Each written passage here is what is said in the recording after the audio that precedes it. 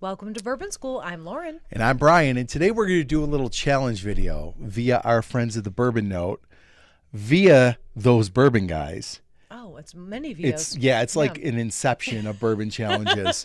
And we're going to talk about where we are now in our bourbon journey. And where we came from. Coming up next.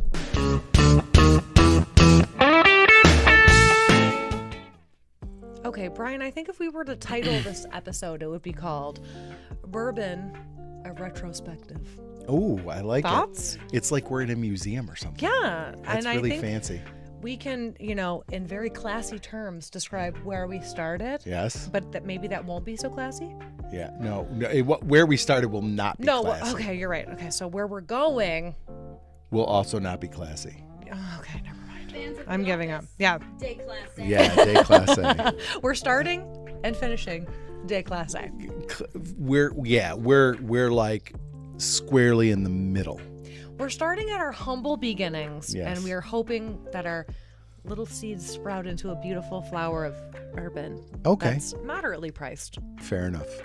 So about 2 or 3 weeks ago, Ben and Greg did a video about this, and they were challenged by another channel, those bourbon guys. Mm-hmm. And it basically was to kind of like go through your, like how you've evolved basically in drinking bourbon. And it's kind of cool. Like for us, it's been about a year. Yeah. So it's kind of like a year it's in coming review. at a really good time for us to be reflective about 2003. Yeah. And, Yeah. but, well, I mean, 2003. nope, 2023. Okay, sorry, I was going back to middle school. Yeah. Well, that's all right. That hurts, I know, for some people. Well, yeah, it was. Hurts for me too. It was well after high school for me, so shut your face. Okay. So I kind of broke this up into like little questions that we can answer. So why don't you tell like everybody out here, what did you start with? Like bourbon wise or maybe just whiskey wise? Yeah. Like where did you start? Okay, I'm going to go back a little bit further, and I'm going to tell you about the wine coolers that I used to steal from my parents' refrigerator. No, I'm just kidding. I'll skip forward. So my bourbon drinking days started when I was in grad school. Okay. And that was when I was like 22. Okay. 21, 22. And I mean, viewers will know this already about me. It was Old Granddad. Mm-hmm. One of my good friends would always order shots of Old Granddad, and we would always drink it. And I think it was because it was the cheapest usually. Not like well bourbon. I don't know if that even exists. Well, whiskey. Oh, it does. Well, It does. bourbon. Yeah. But we would always get shots of Old Granddad, and I just love like the nostalgia of the bottle. Mm-hmm. And it just makes you like what Ben said, like makes you think of like you're drinking something like an old person, like a dirty old man would drink, and you're like, I feel pretty good about myself. Yeah. Yeah. Okay. So that's where I started. Old Granddad. All right. I started, so I did not drink bourbon until I went to Kentucky with a few of my friends. Are you a late bloomer? And look at Yes, you now. I was in my Look at I him was now. I was in my 30s. We have children. Yeah, and so I didn't drink bourbon until that trip. But when we went, when I I guess became a bourbon drinker, I was pretty much Buffalo Trace, Maker's Mark, Woodford Reserve. Like Those are classic. lower proof, but very approachable, very easy to drink. The only real experience I had with whiskey before that was Crown Royal. And Everybody. we all know that's that not. me and Crown Royal are not friends anymore. Did you have a bad time? Oh, with it? yes. I We've had a all- bad for night me, with it was Crown Royal. tequila. Yeah. But those were, and forget honestly, those nights.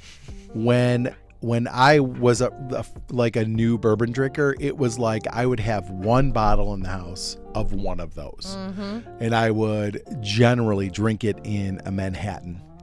I wouldn't drink it straight. Mm-hmm. But those were the ones I would have. And again, as opposed to what we have here, it would be one bottle at a time. Okay, so did you have a friend kind of get you into?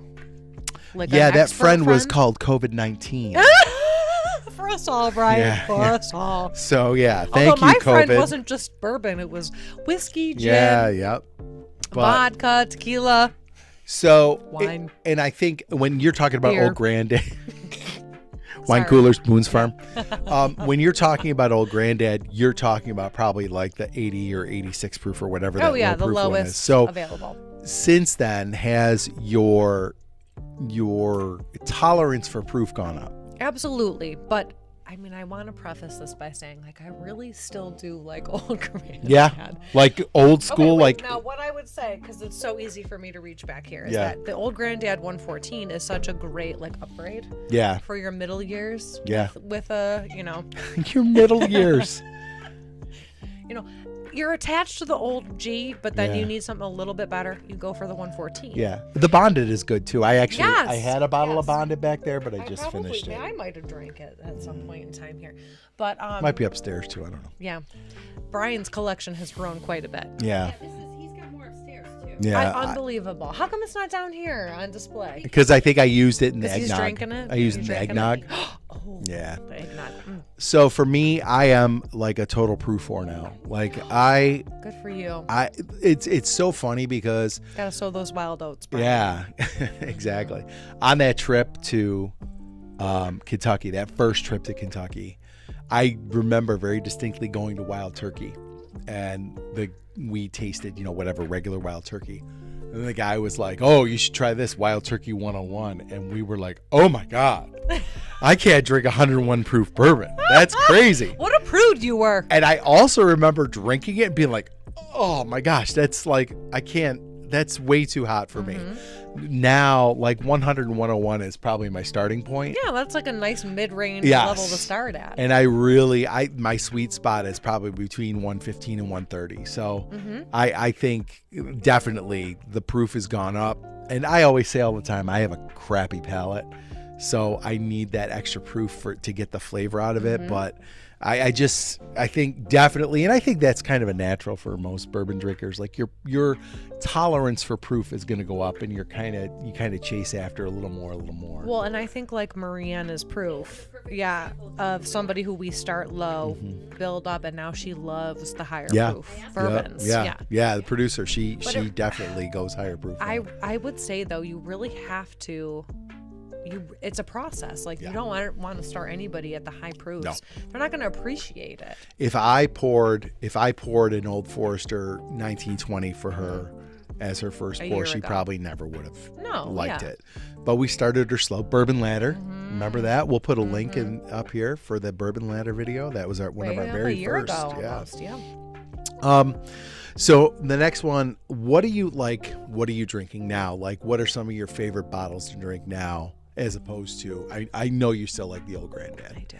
But like, what we've obviously branched out in this Oh year my where gosh, we've yes. learned about all these other bourbons that we've tried. So like, what are some of your favorites, like your go-tos now? Okay, so if I'm at, and I have to say this because I live in Pennsylvania, and there is very limited supply. So like, if I go it's the shopping worst. in PA, I'm gonna pick up a Maker's Mark, which is not something that would impress anybody, but it's a staple there, and they really don't have the selection in Pennsylvania. But if I go to New York, I'm looking for Penelope. I'm looking for Redwood Empire.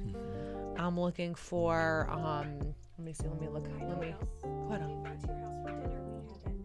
Oh, yes. That knob creasing. I mean, I might have been found in the bathroom later on that evening. Yeah, but But that means you enjoyed it.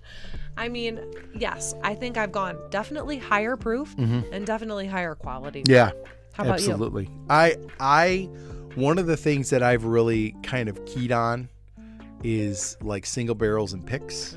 That was something I never like. That is a world I knew nothing about. Oh my God, and just thinking about like our Elijah Craig ABCs that we did. Yes. And how vastly different they Yes. were. We weren't really expecting that, but I was so pleasantly surprised that we were able to like really snuff out what we liked the best there.